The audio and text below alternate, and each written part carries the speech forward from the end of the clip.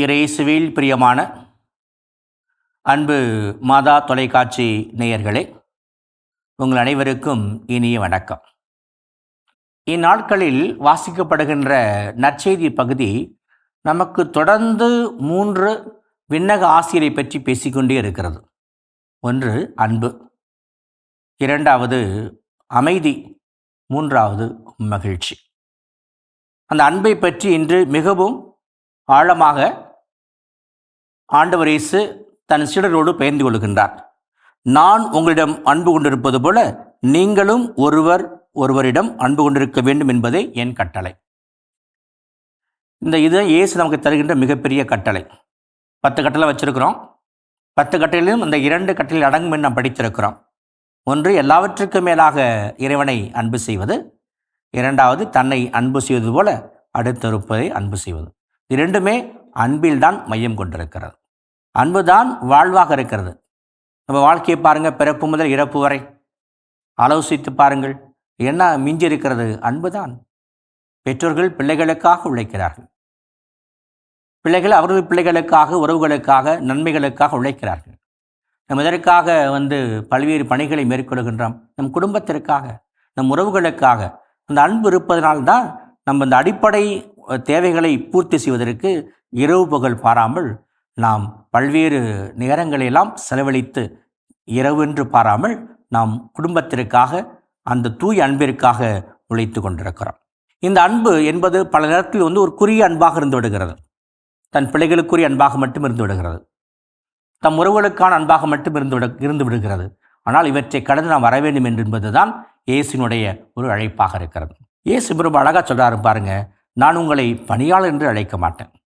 அவர் படைத்தவர், இந்த உலகை பராமரித்து வருபவர், அவர் என்று நம்மை பாதுகாத்து வருபவர்.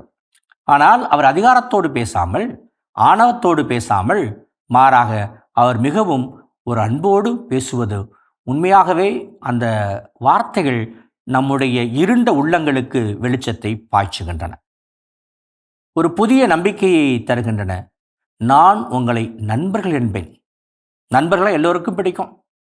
அம்மா அப்பாட்ட சொல்லாததை, நம்முடைய உறவுகள் சகோதரிடம் சொல்லாததை, ஆசிரியர் பெருமக்களிடம் பகிர்ந்து கொள்ளாததை நண்பர்களிடம் பகிர்ந்து கொள்வோம். எனில் நண்பர் கூட்டம் எப்பொழுதுமே நம்மை உற்சாகப்படுத்துவது. நண்பர் கூட்டம் எப்போதுமே நம்மை ஒரு உயரிய இடத்திற்கு அழைத்து செல்லும். நண்பர்களை பற்றி நாம் அதிகமாக பல்வேறு வரலாற்று நிகழ்வுகளை நாம் பார்த்திருக்கிறோம். ஆகவே ஆண்டவர் இயேசு, நான் உங்களை பணியாளர் என்று சொல்லேன், மாறாக உங்களை நண்பர்கள் என்று நம்மை அழைக்கின்றார். அன்பு இறைமக்களே, இத்தகைய மனநிலை நமக்கு தேவைப்படுகிறது. இந்த அறிவியல் வளர்ந்திருக்கிறது. இன்று நிறைய ஆடம்பரங்களெல்லாம் வந்திருக்கின்றன. இவைகளெல்லாம் நமக்கு ஒரு அதிகார மமதியை தருகின்றது. நான் என்ற எண்ணத்தை வளர்க்கிறது.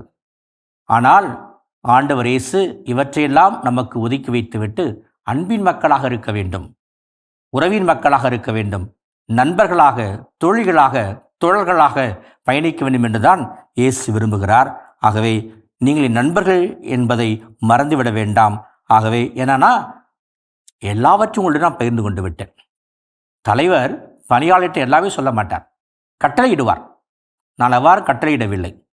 மாறாக ஒரு நண்பர் எப்படி மற்றொரு நண்பரிடம் எல்லாவற்றையும் பகிர்ந்து கொள்வாரோ, தந்தையை பற்றி, விண்ணகத்தை பற்றி, மறுவாழ்வை பற்றி, தூய வாழ்வை பற்றி, விண்ணக கொடைகளை பற்றி பகிர்ந்து கொள்வாரோ, அதுபோல நானும் உங்களிடம் பகிர்ந்து கொண்டிருக்கிறேன்.